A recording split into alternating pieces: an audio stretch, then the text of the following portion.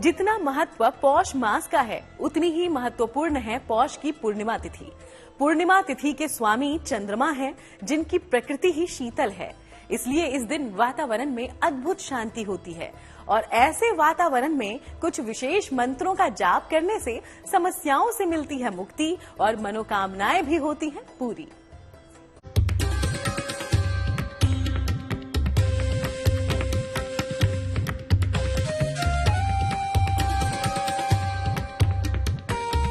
भगवान भास्कर सर्वव्यापी है।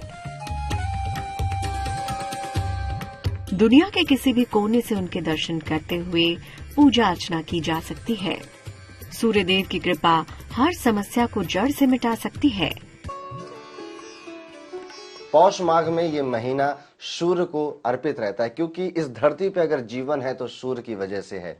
इसमें आप देखेंगे कि चंद्रमा का भी बहुत ज्यादा महत्व पाया जाता है, इसलिए पौष माघ की पूर्णिमा बहुत ज्यादा जरूरी हो जाती है। क्योंकि सूर्य है तो हम अनाज खा पा रहे हैं, चंद्रमा है तो हम जल, जो कि समुद्र में टाइड्स आते हैं जिनकी वजह से जल जीवन सुरक्षित है, जिनकी वजह से जल उपलब्ध है, वो भी चंद्रमा का ही कारक है।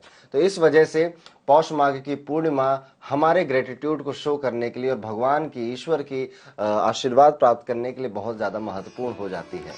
पौष मास में अगर इनकी पूजा श्रद्धा और भक्ति के साथ की जाए तो इसके अच्छे फल तुरंत सामने आने लगते हैं। मान्यता के अनुसार पौष पूर्णिमा पर विधिवत पूजन से मनुष्य को मोक्ष की प्राप्ति होती है। पौष पूर्णिमा पर स्नान, दान और सूर्यदेव को अर्घ देने का विशेष महत्व बताया गया है।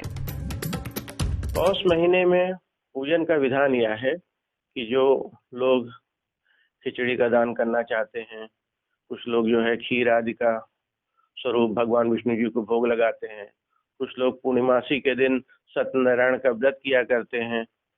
तो पौष पूर्णिमा के दिन भगवान विष्णु जी का विशेष पूजन करने से एवं लक्ष्मी जी का विशेष पूजन करने से जरूर ही उनको आशीर्वाद प्राप्त हो जाता है।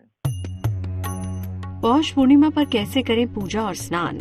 सुबह स्नान के पहले संकल्प लें। पहले जल को सिर पर लगाकर प्रणाम करें, फिर स्नान करना शुरू करें। साफ कपड़े पहने और सूर्य को अर्घ दें। फिर मंत्र जाप करके कुछ दान जरूर करें। इस दिन उपवास रखना बेहतर होगा। पूर्णिमा की रात्रि को चंद्रमा के समक्ष ध्यान करें या जो भी हो प्रार्थना करें, आपकी प्रार्थना स्वीकृत होगी।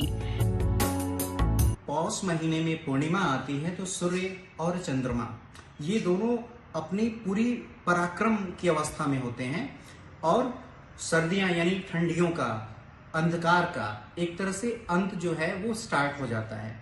तो इसलिए पौष महीने की पूर्णिमा को बहुत ज्यादा वरीयता दी गई है हमारे सनातन धर्म के अनुसार, जिससे कि हम एक नेगेटिविटी से पॉजिटिविटी की तरफ, एक सर्दी से एक हम ओज की तरफ, प्रकाश की तरफ जाने की तैयारी करते हैं। इसके बाद ब्राह्मण या किसी जरूरतमंद को भोजन कराएं। इस दिन कंबल, गुड़, तिल जैसी चीजों का दान भी शुभ माना जाता है। पौष पूर्णिमा एक अद्भुत संयोग लेकर आता है, जब आप भगवान सूर्य और चंद्रदेव दोनों से आशीर्वाद ले सकते हैं। ज्योतिषी कहते हैं कि सूर्यदेव को प्रसन्न करने का सबसे आसान तरीका है उन्हें जल अर्पित करना। सूर्य को जल अर्पित के नियम: बिना स्नान किए हुए जल अर्पित ना करें। सूर्य की लालिमा रहते हुए ही जल अर्पित करें। जल अर्पित करते समय पैरों पर छींटे पड़ने से कोई दोष नहीं होता। जल में ज्यादा से ज्यादा रंग मिला सकते हैं, अन्य चीजें नहीं। वहीं चंद्रदेव से कृपा पाने के लिए आप उपवास रखकर मंत्र जाप करें। रात में चंद्र दर्शन के बाद अर्घ जरूर दें और आशीर्वाद मांगे। अब जानते हैं पौष पूर्णिमा के दिन किन मंत्रों का जाप करना चाहिए।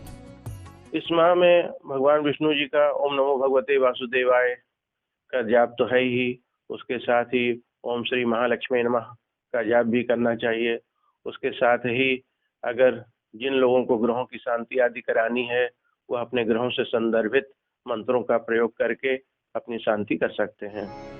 पौष पूर्णिमा पर किन मंत्रों का जाप करें? पहला मंत्र ओम आदित्याय नमः। दूसरा मंत्र ओम सोम सोमाय नमः। तीसरा मंत्र ओम नमो नीलकंठाय। चौथा मंत्र ओम नमो नारायणाय। मंत्रों के जरिए सच्चे मन से की गई प्रार्थना सीधे प्रभु तक पहुंचती है और पूरी होती है सारी मनोकामना, स्वीकार होती है हर प्रार्थना।